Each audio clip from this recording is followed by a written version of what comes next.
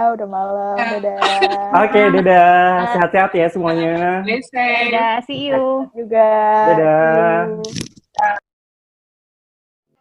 Ever since the COVID-19 pandemic hit the world, the way we communicate with each other has been shifting.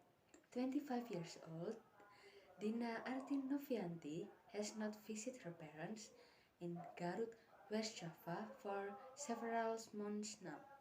However, she has been calling her parents more frequently compared to before the pandemic. Itu kan waktu aku masih bisa curi-curi waktu buat pulang, ya udahlah video callnya paling 1 minggu tuh bisa 3 kali. Sekarang tuh kayak setiap ada waktu aku jadi video call sama keluarga aku karena ya udah nggak bisa pulang. With the pandemic showing no sign of receding in the near future, we are still likely to rely on virtual meeting to interact with others. However, some limitation may keep us from regularly communicating with our loved one, such as signal disruption. Biasanya orang-orang tuh kalau misalkan di video call mereka tuh nggak bener-bener banyak yang diceritain tuh. Karena kita juga harus gitu, kita tuh harus adjust waktu kita kan. Misalkan ya udahlah video call ya, ayo gitu kita video call. Tapi kadang-kadang mereka ada interupsi apa. Tapi kalau misalkan ketemu langsung, itu tuh mau nggak mau pasti ya kesannya tuh beda. Mau nggak mau apa yang lebih gimana ya, lebih anget aja gitu loh.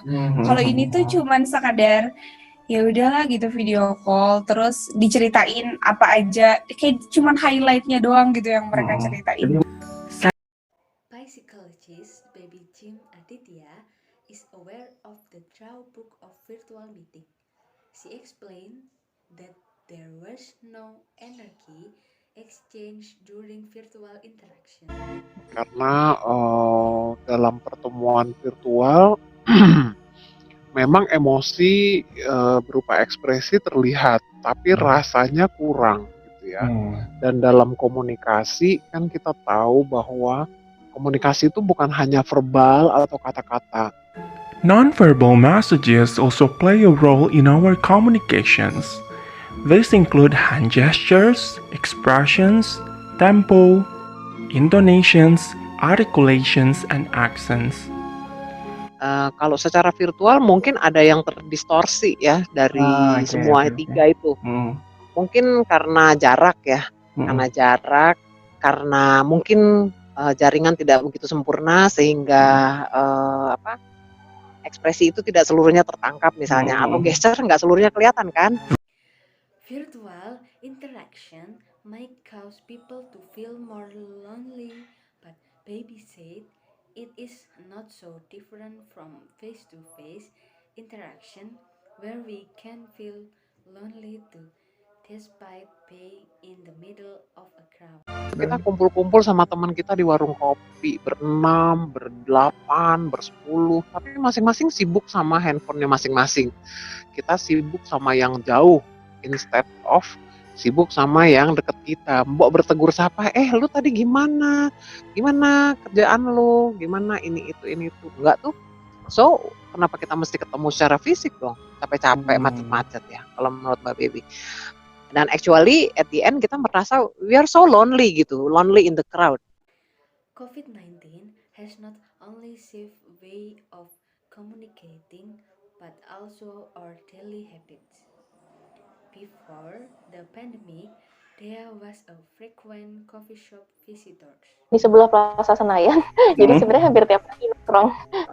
Karena sekedar ngopi ke Starbucks atau ke food court atau ke restoran, dan itu juga kadang bosku tuh tipikal orang laid back kan, jadi dia sebenarnya lebih terus sehingga kita lebih sering makan siang di luar. Jadi kalau seminggu bisa dikatakan 3-4 kali, ya hampir tiap hari.